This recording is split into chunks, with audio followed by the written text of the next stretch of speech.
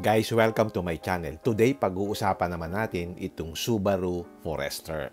Ngayon lang ako nagka-chance na i-review ito at gusto kong i-share sa inyo ano ba ang naiiba sa Subaru cars.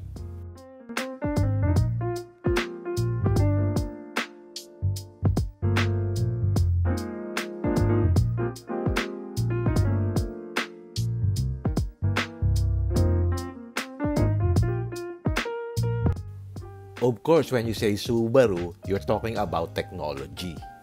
Ang value proposition niya is yung passion for performance and focus on safety and excellent handling performance.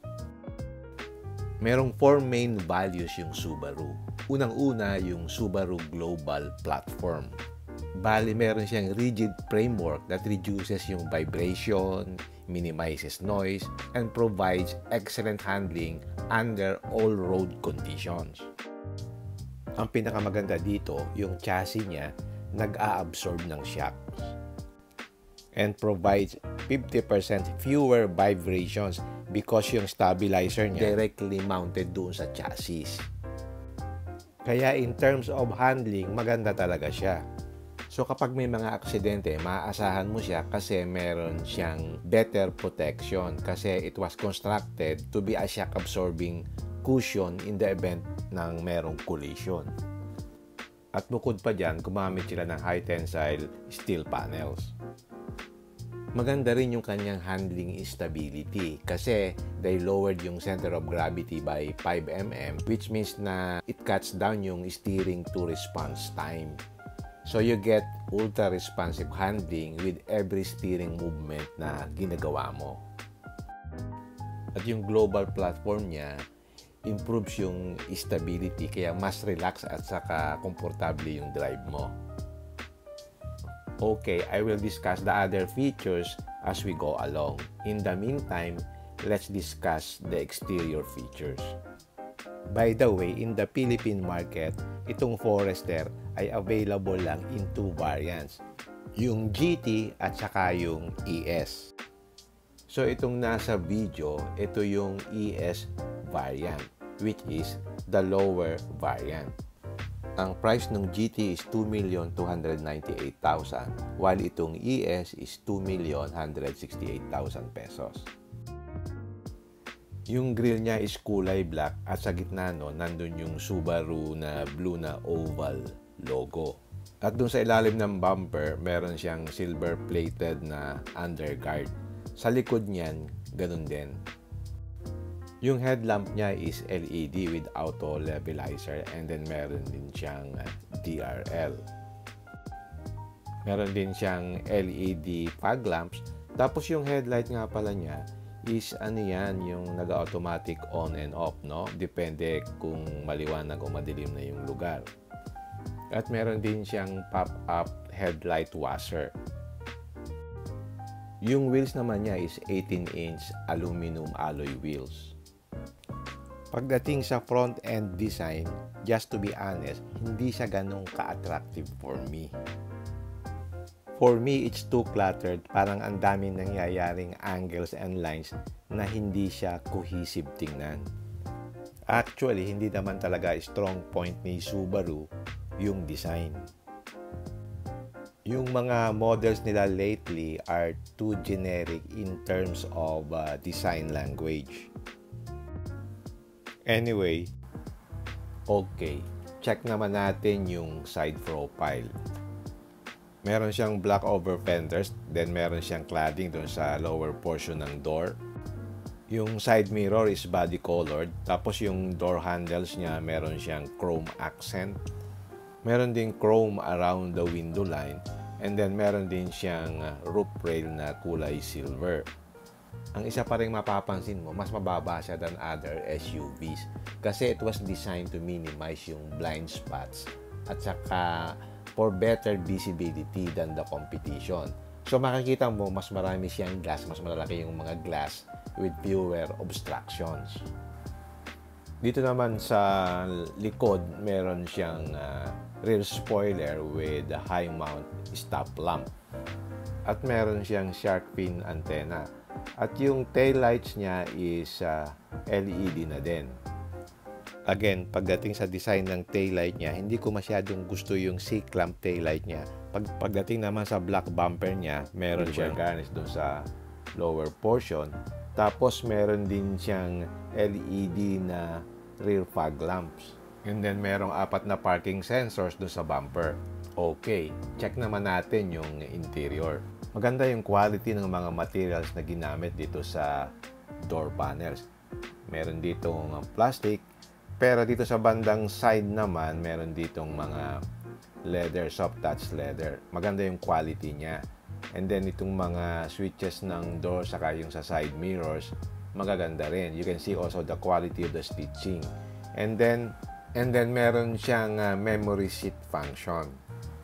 Dito naman sa lower portion, nandito yung bottle holder na medyo malaki naman. And then nandito rin yung speaker. By the way, naka-sports pedals na rin nga pala siya. Kita mo, naka-silver na sport pedals na siya. At nandito sa may left portion yung various switches, yung sa adjustment ng headlights, dun sa traction control, dun sa switch dun sa tailgate, etc. Ang ganda rin ng quality ng leather wrap ng kanyang steering wheel. Tapos nandito rin yung mga switches naman dito sa steering wheel. Sa left yung sa control ng head unit at nasa right naman yung adaptive cruise control at saka yung other switches. Let's see kung na-adjust yung kanyang steering. Yan, natitilt siya and also telescopic siya. Yung kanyang instrument cluster is a combination of analog and digital.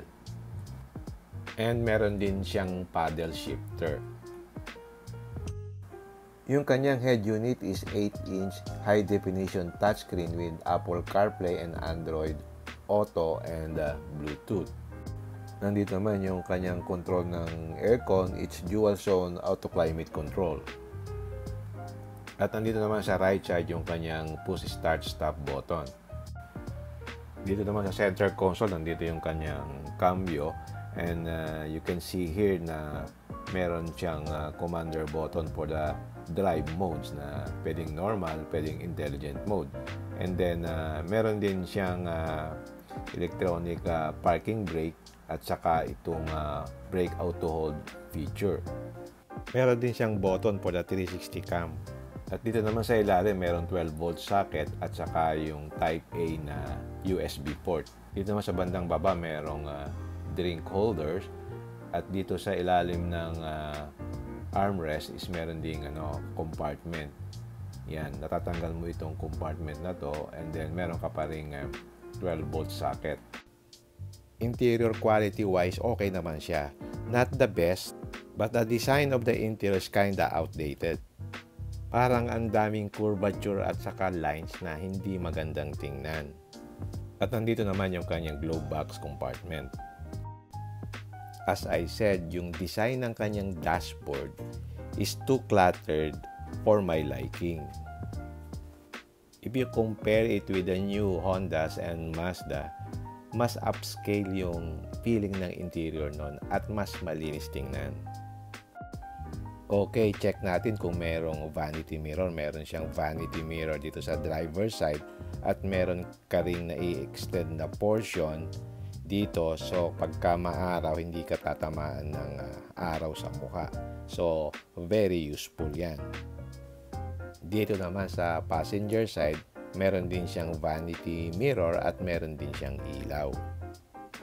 Okay, dito naman sa upper portion, meron din ditong lalagyan ng sunglass at nandito rin yung switch ng kanyang sunroof. And then nandito rin yung kanyang dalawang interior lights na LED. Malaki din yung sunroof niya hanggang dun sa likod. So, manually may bukas mo ito, yung pinaka-cover niya. So, ang laki ng kanyang sunroof. In terms of seating position, maganda siya, maaliwalas kasi mababa yung hood. So, kitang-kita mo talaga yung daan. So, for safety purposes, malaki yung windshield to avoid din yung blind spot. Okay, check naman natin yung back portion. So, ganun din yung design. Maganda rin yung quality ng kanyang door panels dito sa likod, no? Meron din ditong bottle holder at saka nandito rin yung speaker sa lower portion. Dito sa likod ng driver's seat, meron kang dalawang pocket. At yung legroom niya is malaki. Makita mo I'm 5'7", so malaki pa yung space dito sa back seat. Dito sa likod, meron ding aircon vent at saka meron ding dalawang USB port. Headroom is very good. Ang laki ng space, very roomy. And the seats are very comfortable. Ang ganda rin ng quality ng leather material ng seats niya. Dito sa gitna, merong armrest with 2 drink holders. At meron din siyang headrest dito sa middle passenger. Maganda rin yung kanyang seats, maganda yung thigh support, at maganda rin yung bolstering ng kanyang seats. Okay, check naman natin itong compartment area. Dito merong rear camera and then meron ditong logo ng Subaru. At nandito yung third brake light dito sa spoiler. So check natin kung auto tailgate. Ayun, automatic na tailgate pala siya. Malaki yung kanyang compartment area. And then dito sa side merong 12-volt socket at meron ditong switch din nung sa second row seat para yun, pwede siyang magtambo na automatically. Check natin dito sa left, yun, bumababa yung sandalan pag pinus mo yung switch niya dito. And then meron ding 12-volt socket dito sa left side, dun sa right side meron din. At meron din siyang tonneau cover. Very useful yan na pantakip dito sa compartment area para hindi makita yung mga gamit mo. And then check natin itong ilalim nito. Yan, may mga compartment dito sa ilalim. Pwede kang maglagay ng mga gamit. At dito sa ilalim pa nito, nandito yung, I think, yung reserba. Yun, nandito nga yung reserba. At saka yung mga tools, yung jack, at saka yung pangkalas ng gulong is nandito. Okay, check naman natin yung engine niya. Itong Forester delivers 156 PS at 6,000 RPM and 196 Newton meters of torque. Meron din siyang Lineartronic CVT transmission with 7-speed manual mode. At alam naman nating lahat, Subaru is the only manufacturer in the world na gumagamit ng Subaru Boxer engine sa lahat ng lineup niya. So yung makina ng Forester, yung Outback, yung Crosstrek, Impreza, WRX, Legacy, at yung VRZ, lahat sila naka-Boxer engine. Ano ba ang pagkakaiba ng Boxer engine? Di ba ngayon ang common naka-inline o kaya naka-V or either V6 or V8? In a Subaru Boxer engine, the cylinders lie flat, parang naka-horizontal. Pag umanda na yung makina, yung piston nagmo-move horizontally and they pass each other. So para siyang arms na nagbaboxing. Kaya tinawag siyang boxer. So compared mo dun sa inline saka yung V-engine counterparts, yung boxer engine mas balance siya. Kasi yung boxer engine, yung piston niya move opposite each other, reducing yung vibration. Kaya mas smoother yung ride niya. And since mababa nga yung makina and it's flat shape, yung boxer engine, nagsisit siya lower dun sa sasakyan.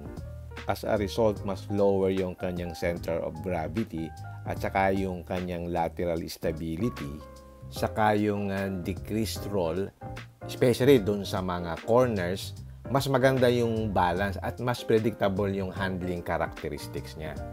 While maganda yung performance ng boxer engine, medyo mahirap lang itong i-service. Kasi mababa nga yung makina, wide mount, so even yung pagpalit ng spark plugs medyo mahirap kasi masikip.